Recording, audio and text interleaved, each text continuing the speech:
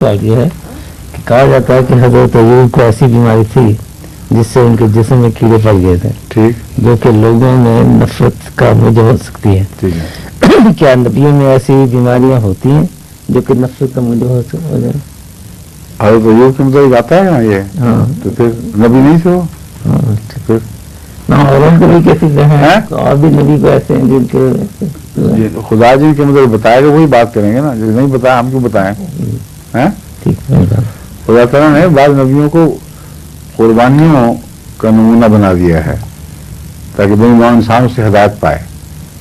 حضرت یونس کو بھی ایک قربانی کا نمونہ بنا دیا کہ خدا تعالیٰ کی باتوں سے اگر ہلکی حرکت کرو گے تو نبی ہو غیر نبی خدا تعالیٰ کی عظمت کے مقابلے اس کی کوئی حیثیت نہیں، وہ بھی سزا پا جائے گا وقتی طور پر صحیح.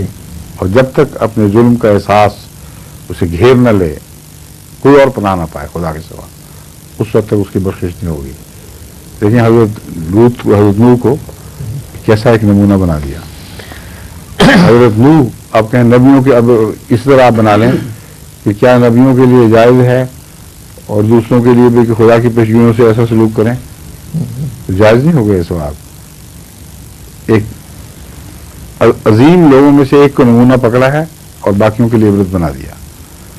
حضرت نوح کا بیٹا آپ کے خلاف ہو گیا، اور نوح سے تو خدا کو کوئی دشمنی نہیں تھی. ان کی عظمت کے باوجود ان کے بیٹے کے متعلق بیان فرما دیا کہ وہ آپ کا خلف نہیں تھا.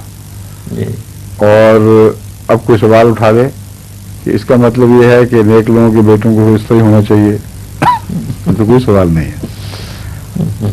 حضرت نوح کے علاوہ حضرت لوط کا دونوں کا ذکر فرما کر ان کی بیویوں کا پول کھول دیا. نیک بندوں کے ماتحت تھیں، ساتھ رہیں، اور انہوں نے بھی جدا نہیں کیا کیونکہ وہ حسن ظن سے دیکھتے تھے. اللہ نے جدا کیا، اور اس کو جدا کیا جبکہ عذاب کا وقت آ گیا ہے.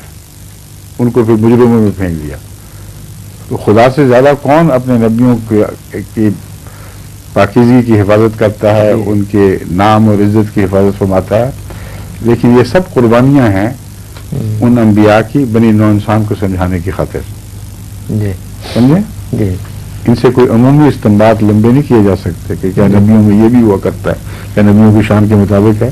اب کوئی ایسا نبی آپ ڈھونڈیں جس کی بیوی ایسی ہو، جس کا بیٹا ایسا ہو، جس کا بدن میں کیڑے پڑ گئے. یہ ساری باتیں ایک نبی میں اکٹھے کر دیں کہ وہ ہو سکتا ہے تو پھر تو مضمون ہی بگڑ کے کچھ کا کچھ بن جائے گا. ٹھیک ہے.